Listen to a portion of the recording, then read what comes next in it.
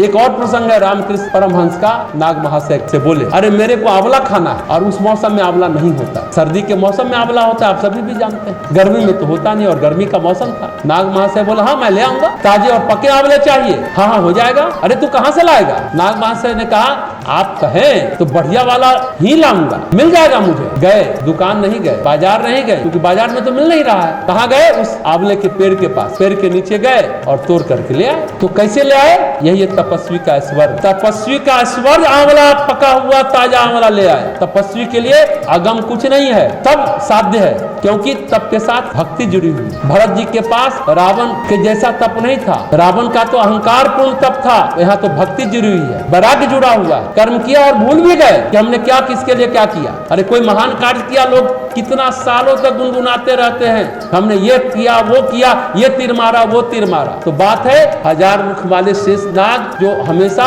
नारायण के पास रहते हैं। गणेश भगवान जो शिव जी के पुत्र हैं, स्वयं पंचदेवों में से एक हैं। पंचदेव के लिए हम बताए थे ना, गणपति, विष्णु, शक्ति, शिव और सूर्य। उस पंचदेव उपासना में एक खुद स्वयं गणेश जी हैं, वो भी वर्णन नहीं कर सकते हैं। वो खुद ब्रह्म के स्वरूप है, और सरस्वती जी तो ज्ञान के आधार है, वो भी नहीं कह सकते। कोई लौकिक बात हो तो न कहा जाए, जहाँ पर परमेश्वर स्वयं वास करते हैं उसका बखान संभव नहीं है। भगवान के स्वरूप का, भगवान की कृपा का किसी चीज की व्याख्या नहीं की जा सकती। जितना कहेंगे उतना कम है। परमेश्वर तो अनंत है और उसकी कृपा भी अनंत। भक्त वो होता है जिसके हृदय में न केवल भगवान वास करते हैं, भक्त वो होता है जिसके हृदय से, जिसके कर्मों से, जिसके जीवन से, जिसके मन से, जिसके विचार से, जिसके विवेक से, जिसकी वाणी से ईश्वर क्षण प्रतिक्षण अपने को प्रकट कर, ईश्वर क्षण प्रतिक्षण अपने को प्रकट करता है। भक्त वो होता है। यथार्थ में भक्ति क्या है? भक्ति की एक परिभाषा, छोटी सी परिभाषा सुन ले, आपको अच्छा लगेगा। भक्ति के जीवन से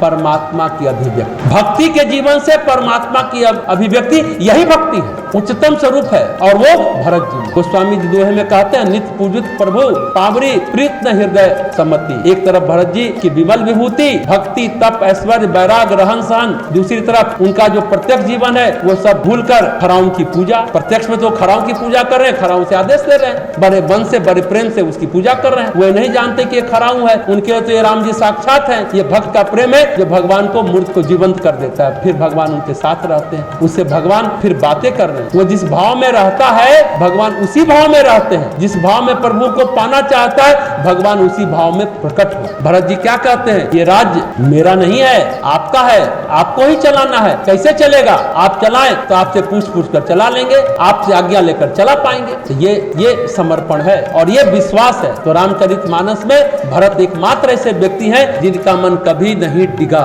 मन हम सबों का कभी न कभी डिगता है, जबकि भरत जी की भी बहुत परीक्षा हुई, बहुत कष्ट मिला है, बहुत अपमान मिला है, लेकिन एक क्षण के लिए भी वो क्षुब्ध नहीं हुए, वो डोले नहीं। आधे क्षण, चौथाई क्षण के लिए भी वो नहीं डूबे, नहीं डिगे। जो हम प्रसंग बता रहे थे, एक सुंदर प्रसंग अयोध्या कांड में 294 दोहा का, जो बता रहे थे कि जो हम कहेंगे वो करो। तुमको लगता है हमें लौटना चाहिए अयोध्या, तो मैं लौट जाता हूँ। लगता है हमें रहना चाहिए वन में, तो मैं वन में वापस आ जाऊंगा। हम तुमसे बाहर नहीं है भरत, हमारा धर्म, हमारी मर्यादा सब तुमसे है। ये राम जी ने जब कहा ना कि देवता लोग सशंकित हो गए। राम सनेहु संकोच बस, कहूँ ससोच सुरराजू, रचहु प्रपंच ही पंच मिली, नाही तब भयो अकाजू। देवराज इंद्र सोच में भर कर कहने लगे, श्री रामचंद्र तो स्नेह और संकोच के बस में रह रहे हैं, इसलिए सब लोग मिलकर कुछ प्रपंच रचो, माया रचो, नहीं तो काम बिगड़ा ही समझो। तो 294 दोहे में इंद्र जी देवताओं कह रहे हैं।